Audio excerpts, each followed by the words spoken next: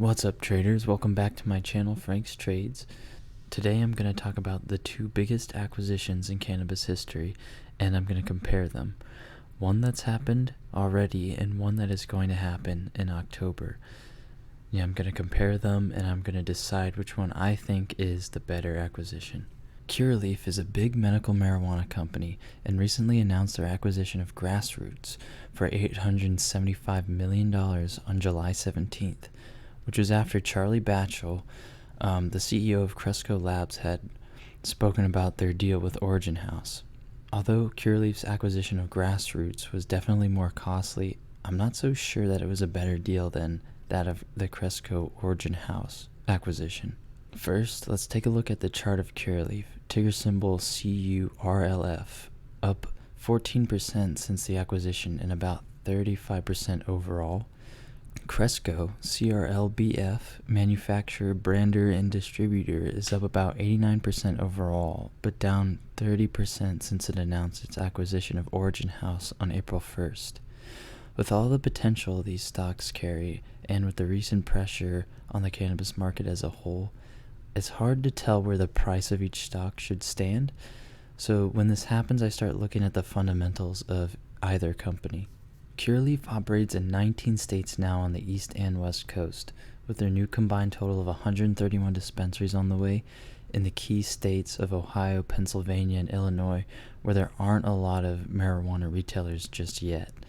Cresco Labs is in 11 states, but strategically placed in states just like Curaleaf. With this deal, Cresco brands will cover 725 dispensaries in some of the most populated states, which is by far the biggest distribution network of any operator, unquote, says Cresco CEO Charlie Batchel. So although Curaleaf covers 19 states, which is more than Cresco, they only have about 131 dispensaries available to work in, which is still significantly less than that of Cresco's soon-to-be 725 nationwide. The acquisition of Cresco and Origin House is about $823 million, so not as big as Curaleaf's $875 million, but it's still a promising number. But regarding financials, Curaleaf looks much better. They've made about $87 million in revenue last year, and Cresco is half of that.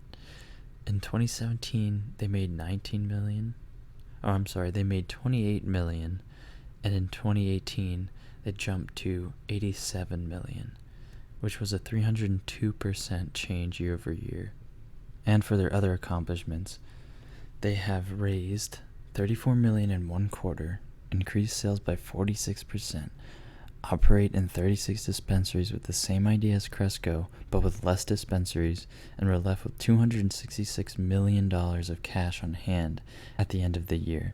Cresco, on the other hand, has made about $43 million in revenue of the last year from $10 million the year before. They own 23 production facilities and are one of the largest vertically integrated operators in a variety of states.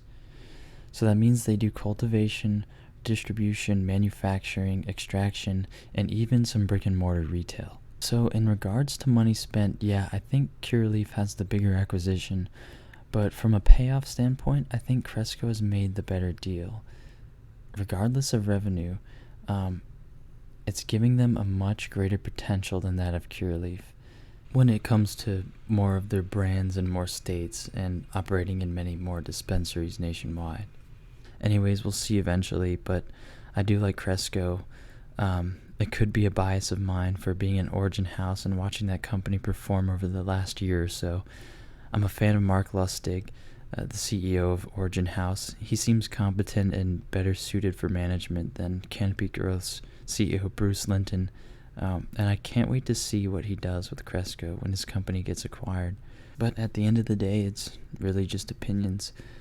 So that's all I got for today. I hope it wasn't too long like my last video. Please like and subscribe, and I'll see you next time on Frank's Trades.